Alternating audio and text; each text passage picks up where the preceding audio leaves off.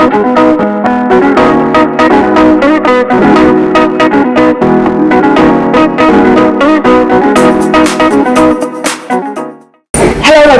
welcome to the journey with Kay. I am here with the beautiful Ntombeko. We are smiling, we are excited, but we are going to be talking on a subject that's very touchy today that affects livelihoods and no one ever tackles it. People suffer in silence. We are here to break the silence, really. This is Ntombeko. Say hi to the peeps. Good day, everyone, and now we thank you for bringing me over, Miss Kay. Thank you so much. Actually, thank you for coming through. Sometimes it's always difficult to get hold of people to talk to because people are shy, people don't want to talk about their experiences, but the girl is here. She's like, no, I'm a do this. So yeah, man, we are talking on the subject of widowhood.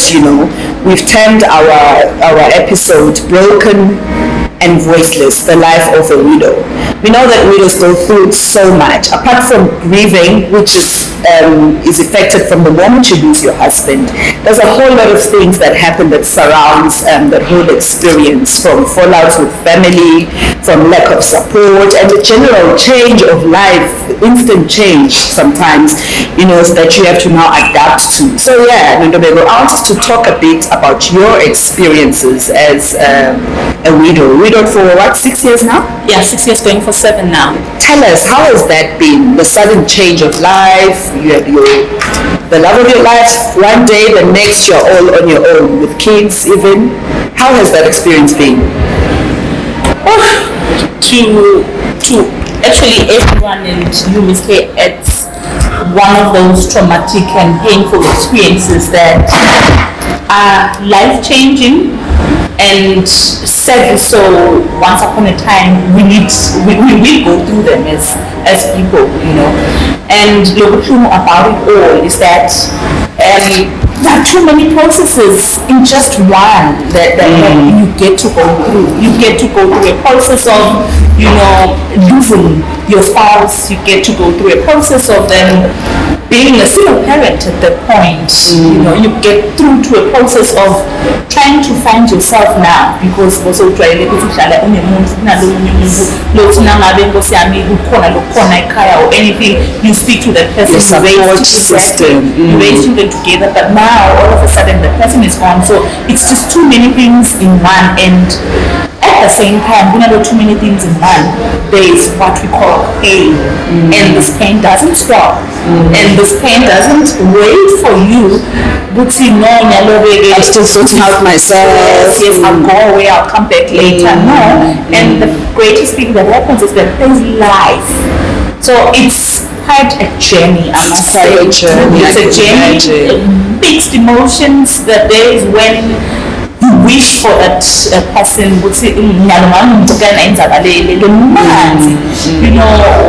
days, 6 years later, the days when I just wish to tell my husband that look at our baby, how they've grown. Yeah.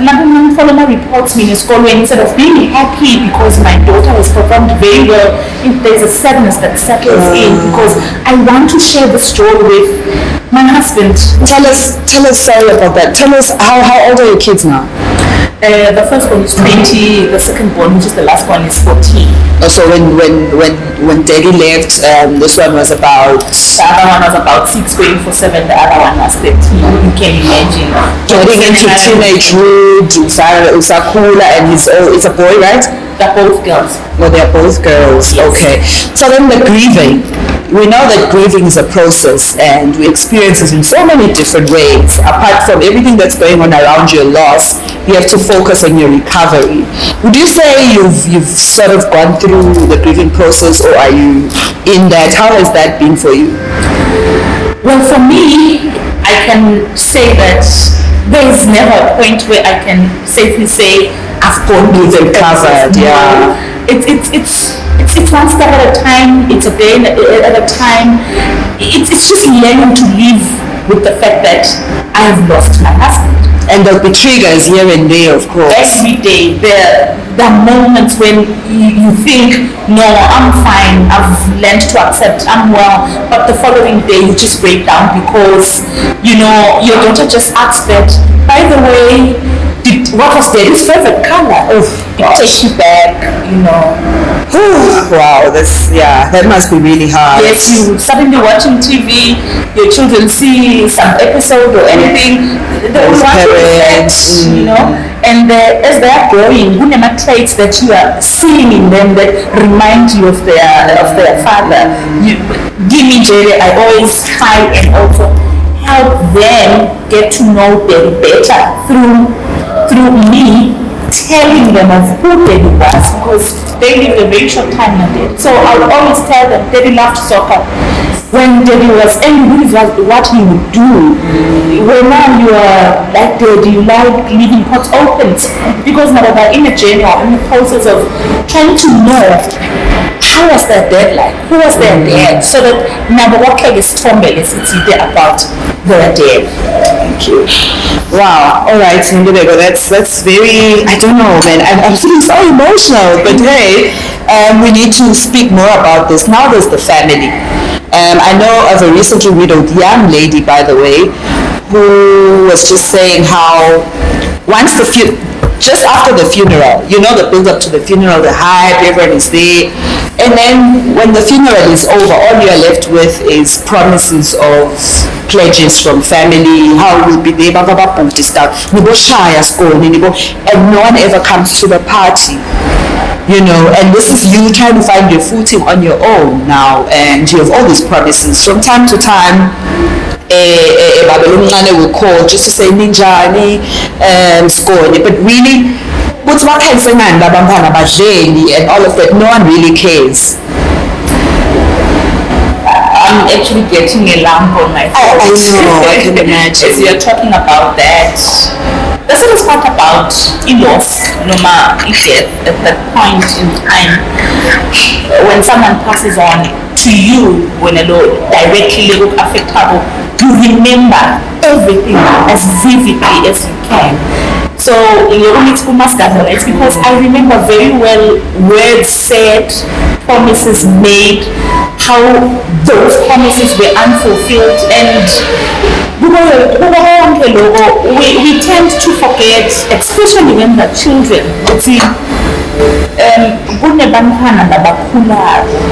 that really probably my promises, really they think, at least in as much as Daddy exactly. But when as a parent, when it was only just a promise, then you still have to play trying to make the children not feel like they've been rejected, because there's a form of rejection, let us say, creeper in from the children as well. At the same time, expectations, because at first you tend to expect what they've promised. Suddenly you get to realize the reality that there is no one there for me. It's me and my kids now. You have to pull yourself together and try to make a life for your kids. And again, then there are these kids that you even have to manage their expectations and all. It really is traumatic and very painful. Also now, on top of that, now hurt. And they're hurt, because they're just with you. You have to play the role of a comforter to them. You have to play the role of a father. You have to play the role of a provider. You have to. It's a lot. Really a lot. And honestly, I would urge people not to make promises and not to give you false hope of being there for you, yet they know that immediately after the funeral for themselves. I think for me, it's very important to have this conversation for somebody who has not gone into this type of situation, but to actually open their eyes and to prepare them of what is coming, because I know how then the issue of the estate, your husband just passed on, but all of a sudden there's aunts and whoever's that feel like they have a stake in whatever estate probably that the husband left in fortunate situations. Do you by any chance experienced such an unfortunate situation where now the in-laws are now coming in to say, no, don't got that boot, don't got that, you know? I'll be general on that one. Ngidawuthi angikaze ngambona umuntu lothanda njengomuntu loshonile. Yeah. I was in awe how much my own partner was loved, you know, but it was so unfortunate because I realized that after they passed on, because all of a sudden there were so many people that I got to know were either related or loved him or what, just only after he passed on. Yet in our life, we had struggles as a family, as a young couple, as we had our life, but we never had support the love that I suddenly felt that, wow. And angabe ngambona umuntu okhulunyelwa kahle njengomuntu nasekashonile. Suddenly the person owns, they can suddenly own this whole they suddenly own everything, and when the surviving person's spouse suddenly has not even, you know, contributed anything. And this is an estate that you built together. Those kind of things. It's so heartbreaking, especially because we are in a society that claims to be close-knit in terms of family values and bonds. But when it's time to play out the reality of that close-knitness and bond, you never see it. I don't know what's happening to our family values. I'm not saying it's a pity I wasn't there, you know, because maybe we could make reference from back in the days. But I still feel like, imagine, you remember when you were growing up, we'd see, I don't know about you guys, but I feel like it's something that has been happening across, where we used to go visit with our cousins and our, you know. But these days we no longer have that type of experience. Our kids, they are with me all the time. If they are not with me, they are with me. That's it. You know? So I feel like it's a deterioration of value, and it becomes easy then mangabe singaphilelani on a day-to-day basis ukuthi makafa nangiphathina wami setoqhamuka bomzala wakhe nabozi but abantwenelani, they don't care about our survival. You know what I mean? But then they will start wanting to claim stakes on things that they don't even know, and it's really, really, really unfortunate. It's quite unfortunate, and it's an issue of how the family unit, as you're saying, is broken down, and how we have built tiny little families of our own away from the bigger family. And nasiphila umntwana ukhula wathi sikunamami dadedi nathi nje lana, and there's Miss Mama who comes sometimes or bangani badedi, that kind of, and then all of a sudden there's gogo wabani, there's auntie Lonjani, there's Mzala, and everyone suddenly has a stake or a say on your family, yet this family was just this small fledged family. And suddenly that also happens during a very sensitive moment for all of us, because at the same time we are grieving, we are hurt, we are just going through the situation, and then all of a sudden you expect the kids and me myself, that as the cousin was saying, apila mina ngake ngabona as andisibani, you expect us to quickly adapt and sit up, siphile nawe futhi noma sithi understand ukuthi you are now going to be telling us ukuthi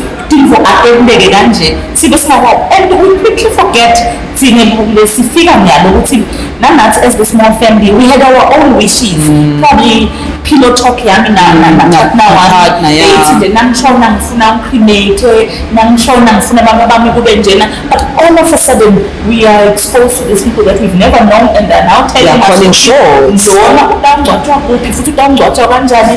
All of a sudden wena uphasa ngubo lapho, you become nothing at the end of the day when you do not have a voice as the person that has lived all their life meet this person. So yeah, it becomes so traumatic, and I've always said that it is such a form of abuse. It is. It's really a form of abuse, because suddenly the wishes or the way that we have planned on how things would happen when either of us passes on are a no-no. Suddenly, and this Batman nomzala will say, this is how lapha yakasibanibani bafishwa kanje, isiko lethu linje. Speaking of abuse, Ndobeko, I want to know, I don't know in your experience, but maybe generally, you know how when you're bereaved, you're expected to wear morning gowns, and once you start wearing those morning gowns, there's like a whole list of do's and don'ts that you're probably not even aware of. What would you say about that? Okay, not necessarily that we're trying to or to downplay the importance of mourning, but the experience that it comes with it's not nice. Definitely not nice. What was your experience with that, or what's your thoughts around the mourning gowns situation? In this one, I won't share my experience, but I will share experiences that I've came across with other friends that were widowed, or other sisters that have been widowed, or anything.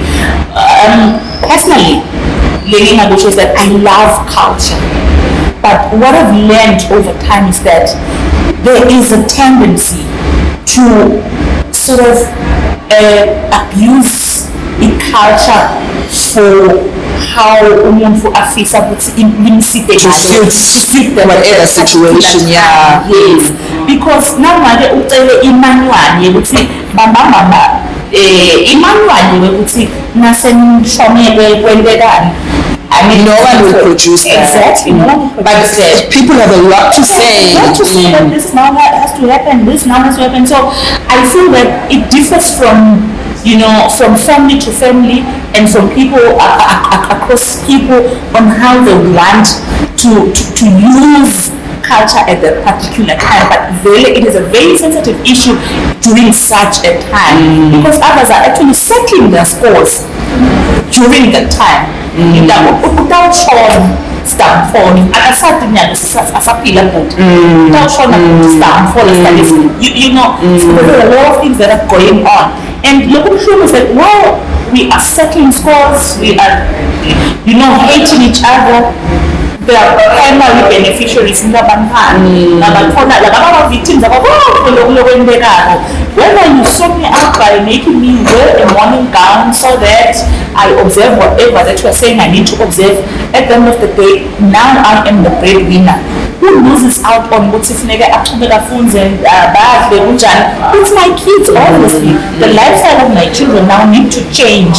And at the end of the day, I made a better salty when and or whosoever, you are taking full responsibility of all the bills that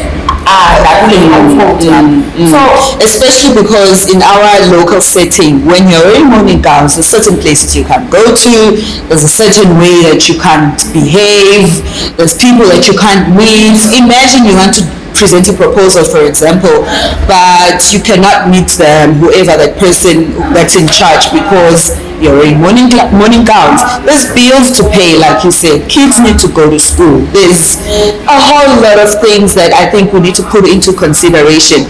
Also, I think as people, we're very timid. We are very timid, and we need to come up and express your feeling, because then now you are seen as a rebel, or I know somebody who wore a grieving gown, though the husband had said you don't have to before he passed on, but she was saying no, leave but don't see bantu. What guys? Like, I feel like it's our timidity generally. We have lost the essence of understanding the true definition of wearing the scarf. What is the meaning of wearing the scarf? We lost that meaning. So now it's, you hear someone ask me, if you do not wear a morning gown, it means you did not You do not love the husband. Yeah. No, I'll different things because and I think that's the one. So you then get to understand that this person basically does not have the honest understanding of good father and Monica. I understand it all. And I think the most predominant thought around this is how it's like you don't, once your partner dies, you cease to exist. Speaking of Bukana, which is dating, it's like you're now not expected. That's all you can do. Imagine you lost your husband at 33. That's really young. That's not that I'm perpetrating. It's not people can lose that, whatever. There's a way that we do things that is acceptable, but then there's a way that is also very oppressive.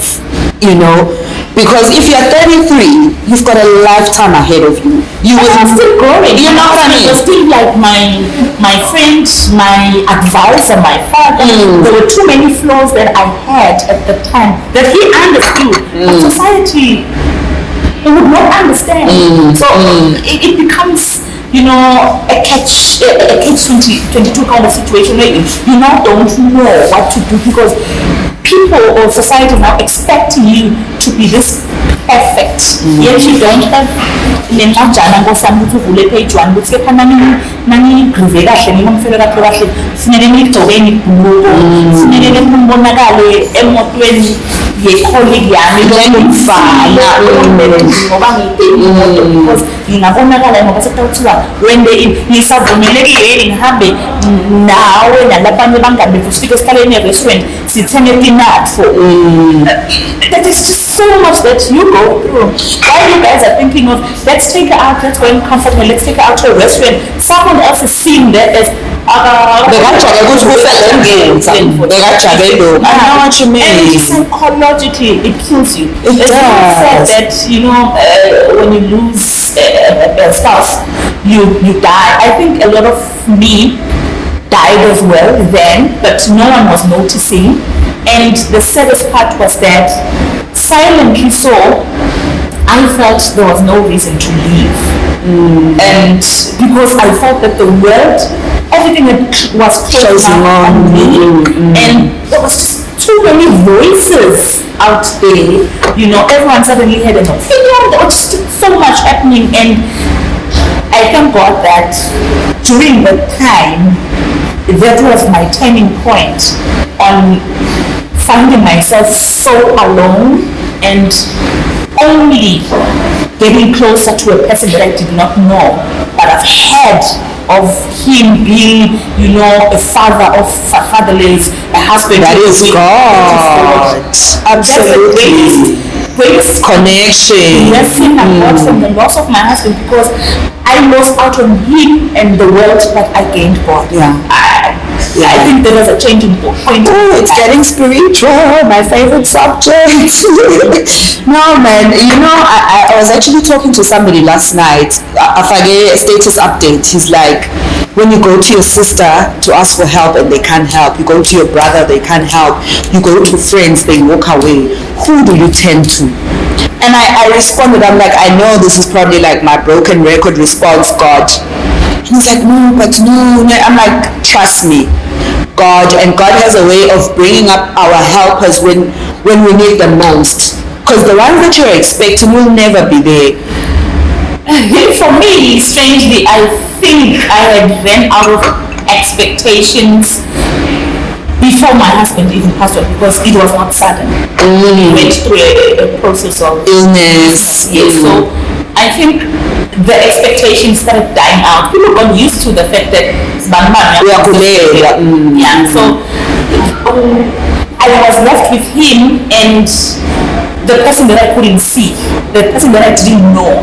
But I knew that each time I spoke to this person waiting course, never want to corner, come through for us, man.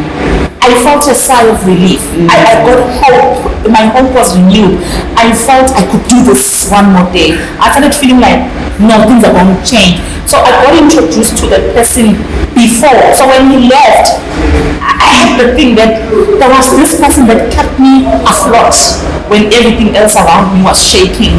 So one see that, because even after, when things were going so unwell, people didn't know. I tried committing suicide. I remember very well. Yeah, I remember it was mental health issue now. No one thinks about what's going on. No one is checking up on you because you're busy driving this wagon and no one cares. It's terrible what goes on. You know, you just feel like you don't know what next. So I remember when I tried committing suicide, it was a Thursday. After the loss of... Yes, it was, I think, a couple of months with the children, and I was not coping. Bills that I needed to pay, and we had moved from where we were staying to a smaller... We moved from a suburb to, you know, a location, and I thought I was failing the kids. Suddenly there was a sudden change. Lifestyle. I was not working because you had to quit your job. My job, yes, at the time. So things were very tough on me, and I thought of a way out, and the way out was obviously suicide. So while I was on that, I had all my resources I remember, because my daughter living at that point, the younger one, understood with Siswe. So I dropped whatever living go consume a juice. So I gave my daughter the juice. One was mine, one was his. So she said, "Mommy, our juice has also expired. Let's not drink it." Yeah. That was the turning point. Wahamba wayothetha ijuice esinkini, nami ngayithetha, and suddenly I walked to the bathroom and I said, "God, you have stopped this because I wanted to take my life and my child. Please take over." The 150 the substance which is coming to suicide was the last money that I had. And I think from now I am not going to do anything. I am tired of begging. I'm tired of, you know, getting calls, school fees, transport. I don't know what to do. I've reached a dead end. Can you take it over from here? I'm worthy, but I'm willing to be safely aligned to what you want. Just make sure I live and the kids live, but be our provider. From that day, I think my life changed. You know, there's a verse that says all things work together for good. I think we always interpret it in if anything bad happens, God changes it for good. Yes, that's the ultimate interpretation, but I feel like in this case, what happened was you connecting to God was the ultimate working out together for your good and your kids. Because, well, I don't want to start preaching and getting all spiritual, but I feel like that's the direction our conversation is moving towards. Because, like I said, we are talking about broken and voiceless. When you are broken, good, how are you going to be able to manage everything else when you have no strength or stamina to carry on, you know? But that's right at that point where you just like, God, it's me and you. Wow, what a journey. But look at you, here you are, standing. You know, this is grace on its own. For that, you know, shift in my life, for the change in my life, because here I am.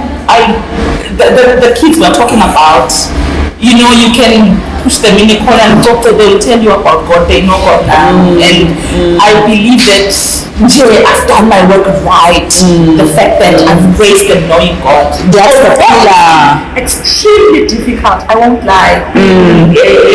A widow is the most difficult thing that one can do, you know.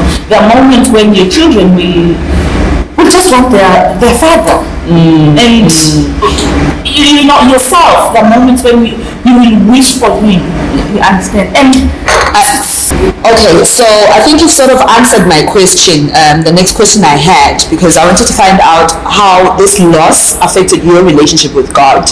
You know, because I know when we lose our loved ones, you can even get angry at God because how could God allow this to happen? Why me? You know, all of those questions. But you've sort of, I think you've sort of answered that, how you actually got closer to God. Your relationship with God was bonded through this experience. Actually, I did grow closer to God. I must be very frank. That's the point when I knew God. Before then, I never knew God. Okay. I just was a person that didn't even pray. I'll be very frank. You know, But when you have a sick relative, of course, when people come through, when times get tough, when they come with prayer, you suddenly are acquainted to what they've been in. And I started wanting to understand that those people are coming through to pray for us, and there's so much faith and trust in the person that I don't see and don't know. Why can't I follow suit? So that is when I started, and I had so much time. I started, we are like,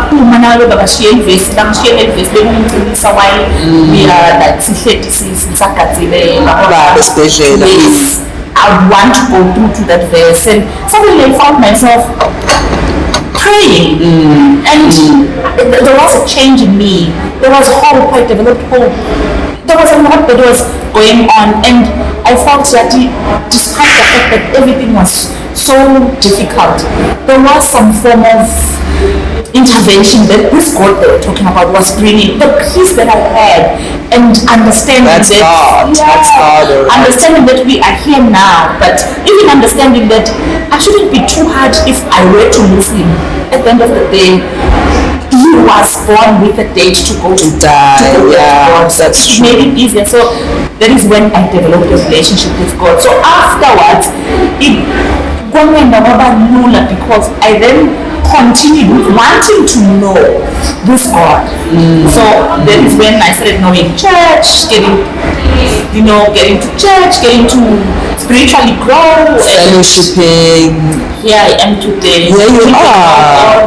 We are just a family that we're a work in progress, of course. Of course. I'm just excited about how I prepared some questions. That's how you notice I glance at my phone from time to time. But I feel like our conversation has flowed so much that some of the questions have just gotten answered as we're going along. But I will just go over this one where I know there was a research that was made by America's Social Security Department where they were saying after losing their spouses, women get reduced to poverty. And I feel like you sort of touched on that where you were saying you had to move your kids from your mansion, suburb neighborhood, now to a location, a smaller house, all of those things. But I feel like those things, they do affect the kids, they affect you. But somehow here you are, you manage, although there was a breaking point when you wanted to commit suicide, but you still keep rising. I think that's the beauty of God ultimately, because this for me has shown that the pillar of everything has been God for you, because if it wasn't for God, that juice would have been consumed, But I think for me, I just wanted to encourage somebody who's going through the same experience, maybe who's been reduced to that poverty and they don't even know a way out, they feel hopeless, they feel, just to encourage them to say, there's a way out. How is that, however that way has been for you, just encourage our viewers. It's quite a tough one because at that point there is nothing that is light that you see. Everything that you are going through is the darkness. It's a deep dark hole, and you never think one day there's going to be light. Your kids will go back to school if they have to drop out of school. There is from private school to public school. That is why I feel like fast to a solution in fast to what it's suicide is the way out now. But all I can say is that I am very grateful to the lessons that I learned, the hardship lessons, because they taught me beautiful resilience. Yeah. Today, understand? It doesn't mean that as I am today, I never go through challenges, but I know now the power to overcome. Exactly. So all I can say is that to anyone that might be going through such a situation is that seasons change. Definitely, it might be winter now, but definitely just put that mustard seed kind of grain of faith that tomorrow is going to be a better day. Take it through. It kept me through after that suicide attempt. It kept me through because I still did not know how tomorrow was going to be. But I said to myself, you know what? And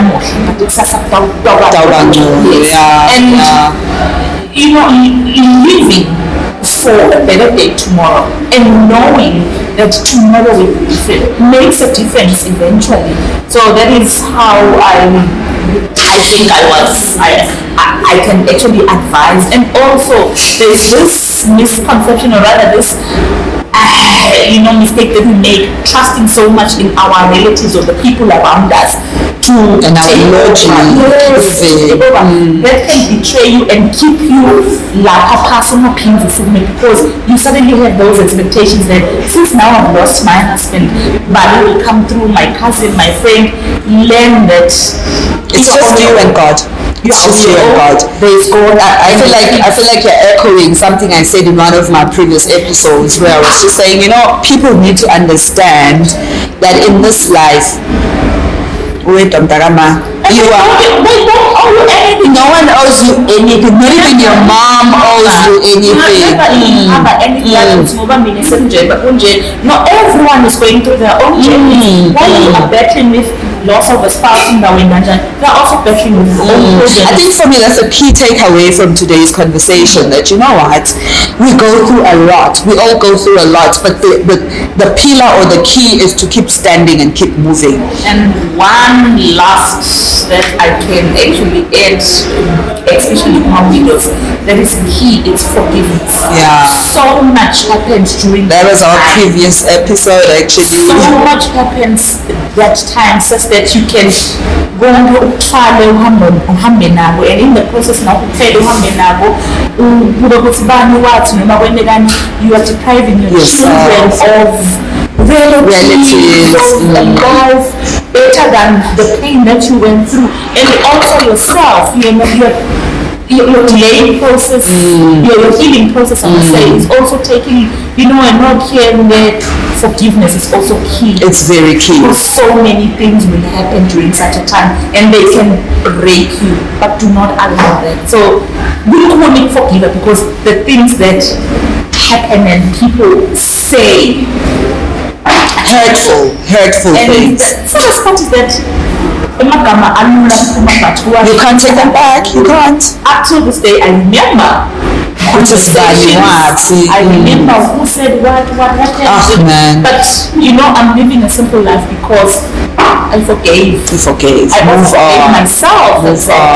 I also forgave myself. I started with forgiving myself for all the flaws, the wrongs. That's very key. Forgave everyone else, and life had to be. And then, what would you say to the families? Your family as the widow, and the family of the lost partner, like how better can they support widows? Because I know most of the time, like we were talking earlier, it's fight for fight. It's not a time to be settling scores. It's not a time to be showing me how much you've always hated me for your brother. You've always not liked me. During such a time is a time to respect. During such a time is a time to show love for especially the widow. It is not a time to be showing each other, but yes, you remember family meeting, it's a time to play the role of a porter as families. At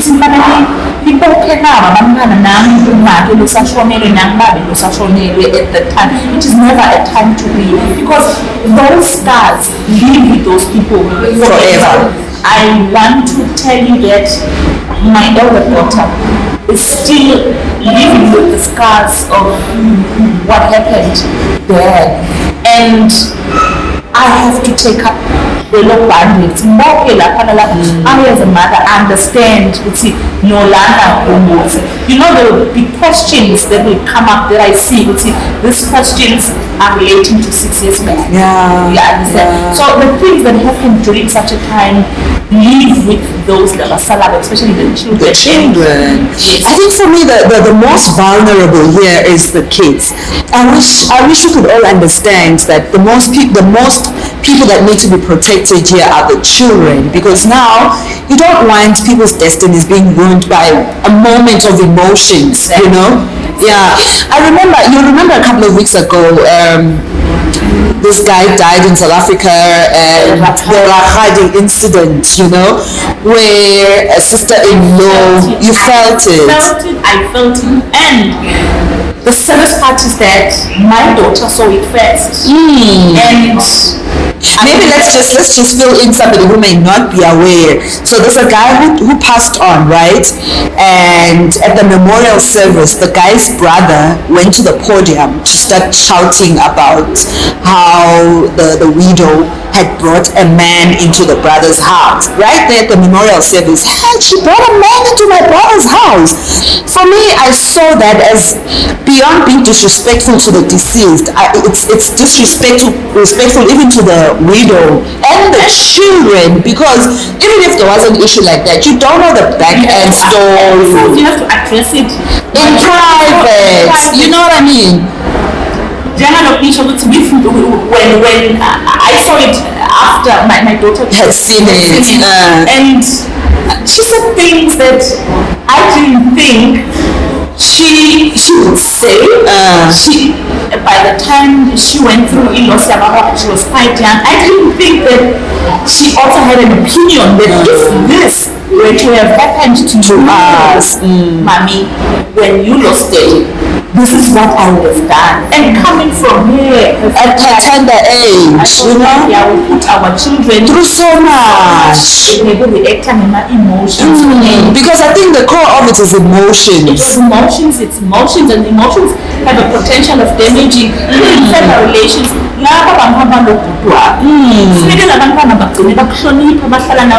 after such an episode, they will never. These kids would want to go to auntie's house. They'll never have regard for her whatsoever, at all. It's really disheartening. Nandabelo, thank you so much.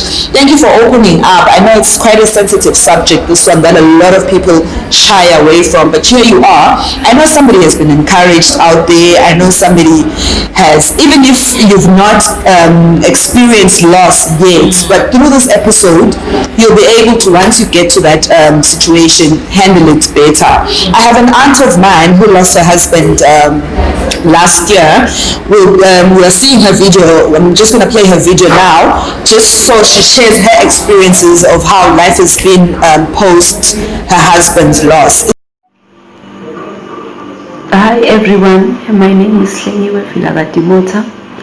I'm from a place called Kromdry, some call it Ebulindeni in South Africa. I'm also a widow. I'm a mother of 2 beautiful kids. I would like to share with you briefly the journey of being a widow, the hardships, the pains. I know I won't be able to share everything that we go through as widows, as it is too much. But briefly, I will highlight the things that hurt us the most. My husband passed away on the 26th of November 2018. My husband had been sick for a long time. He was involved in a car accident since 2010. He has been in and out of hospitals. I've been there by his side always. He was disabled, he was on a wheelchair. After about some few years, his leg was also amputated. I stood by my husband. Being a widow is the most painful thing. When my husband passed away, it was the saddest day of my life. I think part of me died with him. Being a widow changes you. The pain and the things that you go through, it's a pain that I don't wish for anyone to feel. I will talk about the few things that really made, or that are still making me feel bad, and the things that are making it hard for me to move on easily with my life. I know many widows out there will agree with me. One of the most painful things is the treatment that we get as widows from our in-laws. Once a husband dies, the in-laws just assume that you have money. They start fighting you. They start demanding things. They don't care about how are you feeling, how are you hurting. I mean, the person who just died, you stayed with him for the better part of your life. You shared everything with him. They don't care about your loss, but all they care about is what they want to gain. So when your husband dies, you as a widow, you feel the pain, but other people, they budget, they think of themselves. When my husband passed away, I needed my in-laws just to say thank you to me. Thank you for taking care of our brother for such a long time, for this many years. But no, I didn't get that. Instead of getting that, I got accusations. I was accused of hiding money. I was accused of many things. They even boycotted my husband's funeral. Even the community was confused. What hurt me the most is when they took one of my vehicles my husband bought for me when he was about to die. He said, I'm buying you this van so that you will use it to start a business, to continue with the business that I'm living away. They took that van away from me, so my business collapsed. I couldn't continue with the business.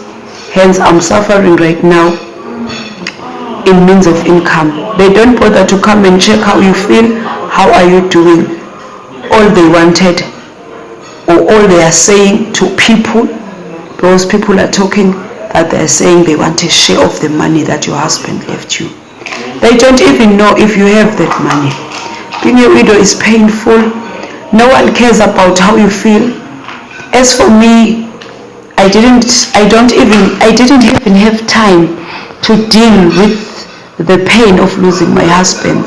Ever since my husband passed away in 2018, it has been challenges after challenges. I haven't even had time to cry and mourn for my husband properly, because every day I have to fight battles. Being a widow is painful. It's a very, very, very painful thing. Because even the community, even your friends, even your family, people start to treat you differently. They treat you as if you have some sort of a disease or something. And hence, as the years go by, there are things in the house that need a man, that needs an eye of a man. The maintenance of the house, maintaining of the cars, even helping your son to grow without a father is the most painful thing. Being a widow is so painful to such an extent that you feel like you are alone and you have no one to turn to, because no one understands the pain that you're going through. If you go to your neighbors and ask for help, maybe you want something to be fixed or something that your husband will have fixed, they start gossiping about you. Now you want that husband. You ask a boy, just an ordinary boy, to come and help you. Now this woman is sleeping with boys. Being a widow is painful. The names you are labeled with are painful. Your life changes. It's not an easy journey. It's not an easy journey, fam. We need to support each other. We need to be very supportive of each other. We need to check on our widows, guys, our widow friends, our widow cousins, whatever, aunts, because there's a lot. And just be kind, you know. You might not give me bread to go take to my kids. Just being kind. Just being kind. I think words, keep your words kind at such a time. The words stick. In general, I remember it as if it was yesterday. Things said, things not said, and all that. But generally, I forgave myself, forgave everyone. Probably that might have said something later, forgive me, and I've said I found God. But with anyone that is going through or the experience, keep what someone, keep your words kind. Be very kind. another takeaway for me, keep your words kind. Thank you so much, Mbuyane. Thank you so much. We wish you well with you and your kids as you're raising them. You're raising beautiful princesses, and I'm sure they will turn out okay. With God, all things are possible. Thank you so much. Live viewers, thank you for tuning in. For our new viewers, please remember to subscribe, like, comment, and click on the bell. Thank you. Bye.